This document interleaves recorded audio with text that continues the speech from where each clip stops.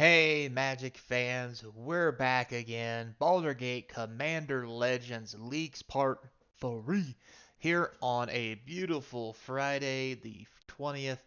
Hallelujah, the weekend has arrived. So, before we get started, guys, remember like, subscribe, hit that notification bell, comments down below, feed that YouTube algorithm. It helps support the channel. We're trying to get to 1,000 subscribers, and I really appreciate anything you can do to help out. With that, if you've done everything you can, you still want to help support making these videos. Description links in the description. I'm a professional. Don't try this at home. Links in the description to the eBay store where you can buy all the cards from the box opening series that are left. Also, there's a link to Patreon if you'd like to do a monthly subscription, which will also unlock lots of cool bonuses in cards, swag, and even box openings at a very cheap price on the channel, shipped straight to you, free of charge. I promise I'll make it worth your while. Giggity, giggity. Anyway, moving right along, we've only got a few cards today, so let's not dilly-dally, or dilly-willy, or the Simpsons stuff, you know what I'm saying. Moving right along. First off, we've got Agma's Archivist. So a white and one. We have a 2/2. It's a halfling cleric. That's funny. Hey, look, he's missing an arm. Or a hand. That's his arm. Anyway, 2/2 with flash. Whenever an opponent searches their own library, you gain 1 life and draw a card. Sweet Jesus. Thank God this is not legal in Modern. This would be a $100 card because everybody searches their library when they fetch. With that said, this should probably be a mythic because this is going to be a $100 card in Commander because everybody fetches in Commander. This is absurd. Oh my goodness. I mean, I guess you got to draw, 1 out of 99, yada, yada, yada, yada, yada. But this seems pretty busted, guys. You're playing white. I don't know how you don't play this bad boy. So, moving right along. Next, we have Lazales Acrobatics. So, for a white and 3 instant, you get to exile all non-token creatures you control, then roll die 20. Alright, so that'll be good. Alright, return those cards to the battlefield under their owner's control at the beginning of the next end step, for 1 through 9, 10 through 20. Return those cards to the battlefield under their owner's control, then exile them again, and then return those cards to the battlefield under their owner's control at the beginning of the next end step. So you basically get to blink twice. Blink twice if you're scared. This is going to be an easy card for Blink decks to incorporate in. It's a 4-mana Blink at worst, which is fine. I mean, they already need cards to Blink with. If you get 2 Blinks off of it, it's absurd. Yeah, I think it's easily a $5, $10 card. Moving right along. The Council of 4. Yeah, okay. So anyway, blue and white and 3 for an 08. Boy, they're tough. Human Noble. Should it be humans? No. Anyway, point being, whenever a player draws their second card each turn, you draw a card. Wow. Whenever a player casts their second spell during their turn, you create a 2/2 white knight creature token. Again, this is another card that should probably be a mythic. Is it just me or I mean, I don't play Commander a lot, but these things just seem so absurd. This thing's amazing. I mean, yeah, it's 5 mana, but come on. Like, these abilities are bonkers. Moving right along. Next, we have Kaga Shadow Archdruid. Alright, anyway. Black, green, and 2 Elf Druid. It's a 4/1/4. Whenever it attacks, it gains Death Touch till end of turn. Mill 2 cards. Alright. Once during each of your turns, you can play a land or cast a permanent spell from cards that have gone to your graveyard from your library this turn. That's pretty sweet. Probably not the best, but probably it's a great way to mill through a 100-card deck and cast good spells. Just saying, especially if you got shuffle effects to put your graveyard back in. So, as notice here, it says you can play a land or cast a permanent spell from cards that have gone to your graveyard. It doesn't say you have to exile them at the end. This may be a lot more powerful than people are giving it credit for. And maybe even more than I'm giving it credit for, because this isn't uncommon, but it seems pretty good. Moving right along, we have the Great Axe, a red and 2 artifact equipment. Whenever you equipped creature attacks, you double its power to the end of turn. Okay, it's pretty rough. You get to equip it for 1 and a red, steal sweep for 1 and a red, whatever that means. Adventure. Okay, my bad. So you play it, you equip it for 1 red. Steel Sweep is the adventure part as an instant. Target creature you control gains double strike to end of turn. Alright, that makes it seem a lot better. I like that a lot. Not only is it good combat trick, but you can play it again later. I like the adventure part. We have Amber Gristle Omal.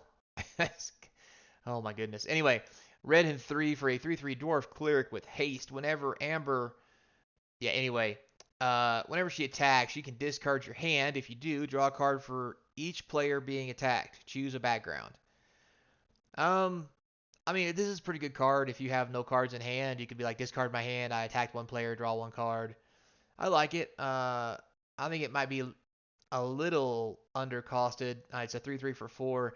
Yeah, it's going to be hard to do or use, but like this could get out of hand quick just letting you draw cards for free like that. So, moving right along. We have Gut, True Soul Zealot. Okay. A red and 2 for a Goblin Shaman that's legendary. You can choose a background, but whenever you attack, you may sacrifice another creature or a artifact. If you do, create a 4/1 black skeleton creature token with menace that's tapped and attacking. And that is disgusting. You're making 4/1s out of a 2/2. Yeah, this is going to be a pretty cool card. I like it. Next. Alright, Blood Money. Here's the rage everybody's been talking about. See, it's a mythic. 2 black and 5 sorcery. Destroy all creatures. For each non-token creature destroyed this way, create a tapped treasure token. Very interesting. It's a really expensive wrath, so I don't know how good it's going to be. But making free treasures seems really good. Yeah, I just got a feeling there's some shenanigans somebody's going to whip out with this, and it's going to be busted. Moving right along. All right, we have Jaharian Fiend of the Friend, not Fiend, Friend of the Forest. Green and 2 for a 2/3, legendary creature, human, elf, druid. Tokens you control have tap, add a green, choose a background. Okay, so notice here it says tokens. So every token, your creature tokens, your treasure tokens, every token is a mana elf. I think this probably should have been a mythic. Because it seems really good. I think a lot of decks are going to be playing this bad boy. Or girl. Madam. Anyway, moving on. Next we have Bane, Lord of Darkness. So, black, blue, white, and 1 for a god. As long as your life total is less than or equal to half your starting life total, Bane, Lord of Darkness is indestructible like all the rest of the gods.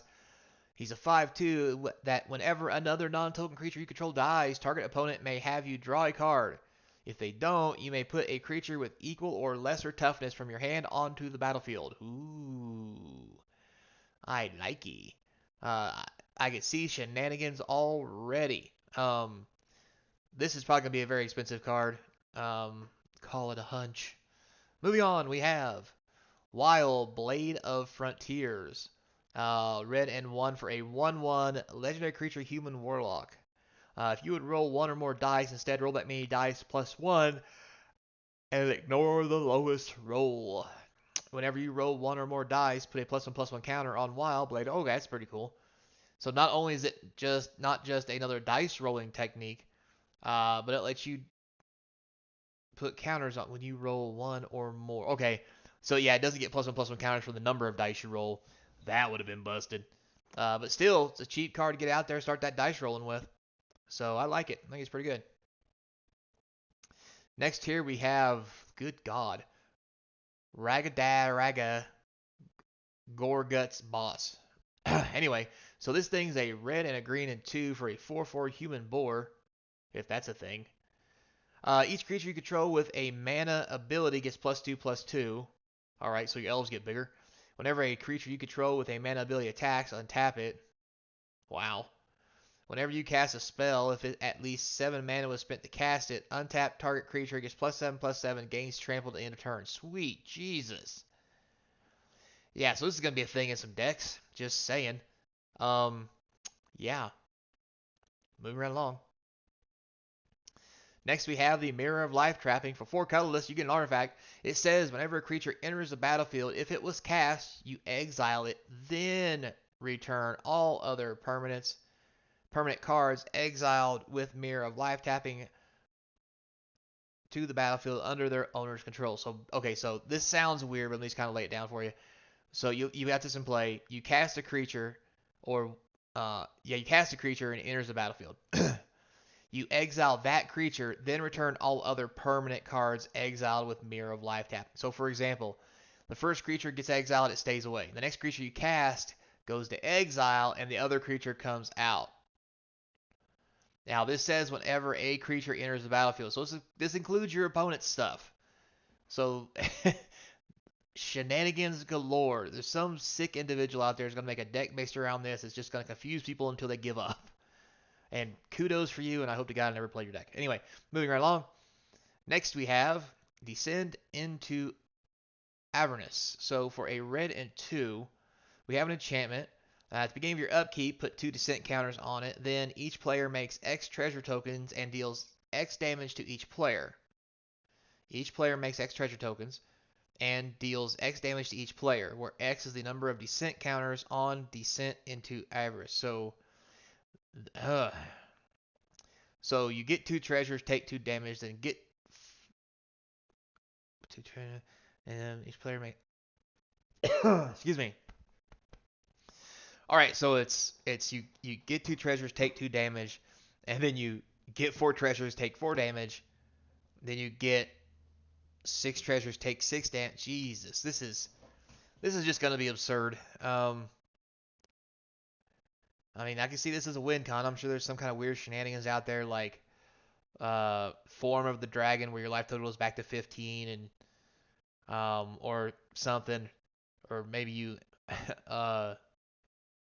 what is it? Angel's Grace, where you can't die for the turn and watch this thing just go off and kill the entire board. Oh my god, this is disgusting. Anyway, all right, we have Minthra Ruthless Soul, black, white, and 2. Legendary creature, Elf Cleric. It's a 2/2. Ward X, where X is the number of experience counters you have. Okay. At the beginning of your end step, if a permanent you control left the battlefield this turn, you get an experience counter. Creatures you control get +1/+0 for each experience counter you have. This is a really weird lord for all creatures that costs 4 mana. But I can see it definitely doing some things if it's on the battlefield.